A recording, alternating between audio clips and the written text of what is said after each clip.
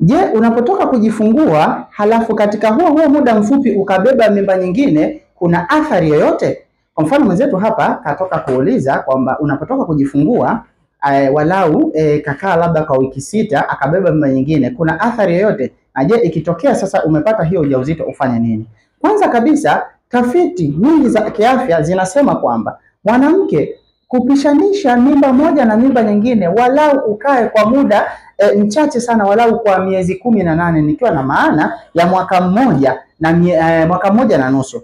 Sasa unapokuwa unabeba mimba haraka inakuwa sio salama kiafya. Kwa nini? Kwa sababu kuna baadhi ya vitu vinakuwa haviko sawa. Vitu hivyo ni kama vile, moja, mwili unakuwa haujapata nafuu yake kamili. Kwa mfano, mwanamke unapotoka kujifungua, vitu kama vile uterus, mfuko wa mimba, mishipa ya damu pamoja na hormones zinakuwa bado hazijawa kwenye hali yake kamili kama ilivyokuwa awali. Hali ambayo unapobeba mimba nyingine mwili wako unakuwa unashindwa kurespond vizuri, ambayo inakuwa ni hatarishi kwako pamoja na kwa mtoto. Lakini jambo la pili ni upungufu wa virutubisho. Unapokuwa umetoka kujifungua mama, virutubisho vinakuwa vimepungua kwa kiasi kikubwa sana kutokana na ukuaji wa mtoto tumboni. Lakini pia unapokuwa umejifungua mtoto anaponyonya, unakuwa umepungukiwa na baadhi ya virutubisho vingi sana, hali ambayo unapokuwa unabeba mimba haraka hapo inakuwa si salama kwa huyo mtoto pamoja na wewe mama. Lakini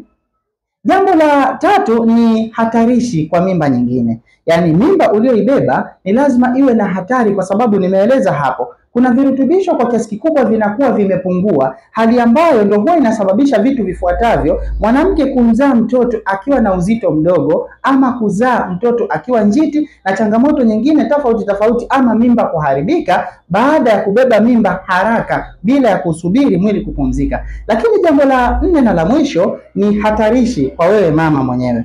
Kwanza kabisa, unapotoka kujifungua mwili, nimesema huwa unabadilika kwenye vitu vingi. Kwa mfano, mwili wako unakuwa unakosa nguvu, lakini jambo la pili, unakuwa na upungufu wa damu kwa kiasi kikubwa sana. Kwa hiyo unapokuwa unakimbilia kubeba mimba haraka, basi ni lazima inakuwa ni athari kwako wewe mwenyewe mama, hali ambayo sio salama kiafya yako pamoja na mtoto aliye tumboni. Sasa ikitokea umebeba mimba haraka, ufanye nini? Kwanza kabisa, usiwe na shaka ya aina yote. Kitu pekee ambacho huwa tunakishauri, unaweza ukaenda clinic au kuwahi clinic, ama ukaonana na mtaalamu wa afya akawa anakushauri aidha matumizi ya baadhi ya vyakula na virutubisho vya kuvitumia, ili kuepusha moja kati ya hizi changamoto nilizozielezea hapa juu kuweza kukukuta. Nafikiri nitakuwa nimelijibu swali vizuri, kama je, ni salama kubeba mimba haraka ama si salama. Lakini pia kama unapata changamoto yako yoyote ya kwenye mfumo wako wa afya, unaweza ukachukua namba zangu kwenye bio ukanipigia simu nikakushauri njia nzuri za kuepukana na changamoto inayokusumbua.